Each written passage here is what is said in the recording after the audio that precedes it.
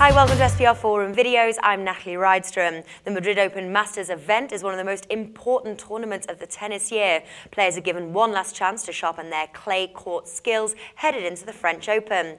Now here with us to give a preview of the betting action is SBRForum contributor Nila Amerova. Nila, thanks for joining us. Thank you for having me. Now, Gilles is minus 160 favourite over Jeremy Chardy in round 2. Any thoughts on this match? Gilles is the more consistent player, so I really like him to advance over Chardy. They've only played once before, and Simon did win. He's the more consistent player. Chardy can be good, and could potentially mastermind the upset, but I really still favor Simon to go through. Right. Now, Roger Federer is a heavy favourite over Radak Stepanek. Pinnacle Sports is offering 10-1 on Stepanek. Now, does he have any chance here? Hardly. No disrespect to Radek Stepanek as a veteran player. He's a good player. He's your typical serve and volley player. But he really has no chance against Federer. Head to head, I mean, their record speaks volumes. He could make it an interesting match, but that's about it.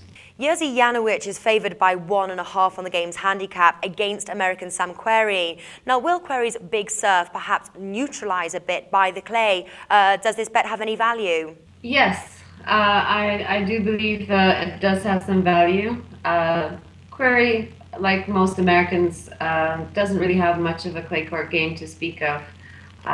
So even though he ranks higher than Janowicz right now, Janowicz is correctly the favourite. So I do believe that Janowicz is the better bet to advance.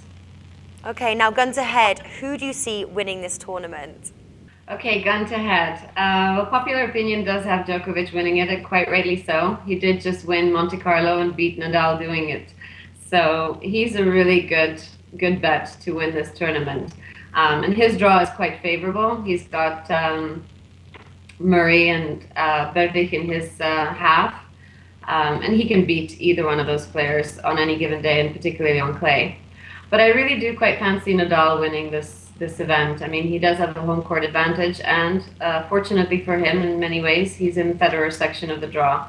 And he's dialed into Federer's game. So if they meet in the semifinals, I see Nadal definitely making it to the final and potentially winning. Okay, Nila, thanks for joining us today. Thanks so much for having me.